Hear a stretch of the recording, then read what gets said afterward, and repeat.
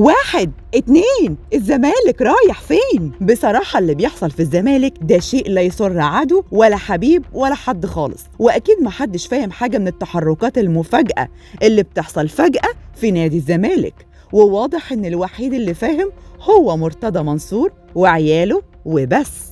وطبعا معاهم شوية من الإعلاميين الزملكاوية من هزازي الرؤوس اللي عاملين نفسهم فاهمين في كل حاجة، لكنهم وحياتكم انتم وحياة غلاوتكم ما هم فاهمين أيتها حاجة خالص، هم بس موافقين وبيهزوا رؤوسهم وخلاص على أي حاجة ومشي حالك. النهاردة كلهم طالعين بربطة المعلم، بيقولوا إن الزمالك مش بيقف على حد، والفريق اللي عامل زيزو قادر يعمل 2000 زيزو، مع إنهم امبارح كانوا بيقولوا إلا زيزو ومصر والزمالك ما فيهاش غير زيزو واحد بس. كل ده بيحصل علشان زيزو خلاص قرر الرحيل. النهاردة بقى عمنا أحمد مرتضى منصور كمان بيقرر الرحيل علشان يقعد جنب أبوه في البيت يكملوا باقي المخطط على رواقة ومعاهم كوباية الشاي.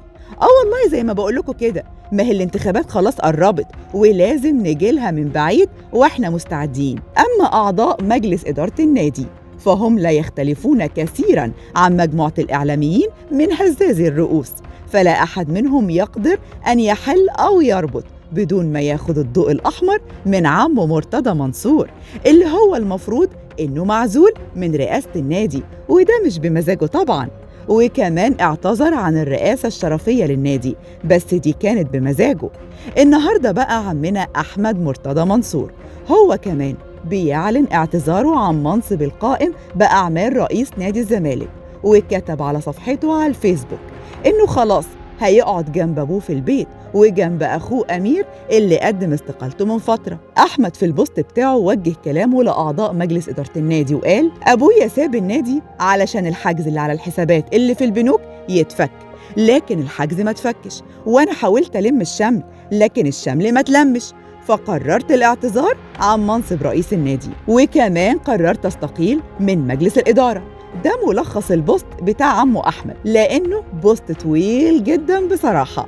أحمد ما وجهش أي كلام للجمهور واهتم بتوجيه كلامه لمجلس الإدارة، ومتهيألي أحمد قاصد كده، لأنه من يومين كان في بوست مكتوب على لسان أحمد بيقول إن أي واحد من الجماهير عايز يقول رأيه في إدارة النادي يا ريت قبل ما يتكلم يروح يسدد 400,000 جنيه في خزينة النادي وياخد كارنيه العضوية، ساعتها بس ممكن نسمع رأيه، طالما الكلام ده ممكن يعمل إحباط لجماهير الزمالك اللي هم أصلا محبطين وشايلين الطين. وأنا عن نفسي أشك إن عمو أحمد ممكن يقول الكلام ده، لكن للأسف البوست موجود ورواد الفيس بيتداولوا على صفحاتهم، فهل ممكن يكون فعلا عمو أحمد قال كده؟ الله أعلم، أدينا هنشوف. عاجلا والجديد بقى إن مجلس إدارة الزمالك بالكامل تقدم باستقالته حالاً لوزير الشباب والرياضة، يعني الزمالك كده أصبح على صفيح ساخن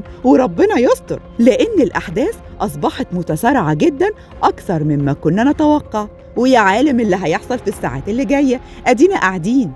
ما تنسوش تشتركوا في قناة مصر اليوم على يوتيوب وتفعلوا زر الجرس علشان يوصل لكم كل الأخبار أول بأول.